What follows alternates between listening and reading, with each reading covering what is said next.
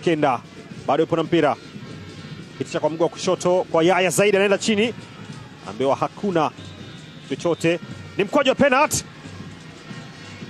Aliingia Yahya Zaid akapewa changamoto na Selemani Omari, akatazama nini ambacho kimetokea, lakini mwamuzi alitazama pembeni, akamwona msaidizi wake anasogea kwa kuingia ndani.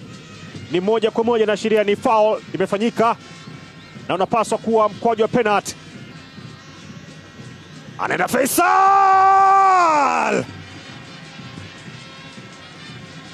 anaandika bao la kutangulia kwa Azam FC. Dakika ya 15 inakwenda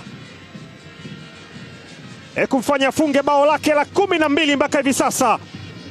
Faisal Salum anatumia faida ya Yahya Zaid kuwekwa chini. Ni mkwaju wa penalty ambao unakwenda kuwapa Azam FC bao la kutangulia. Faisal Salum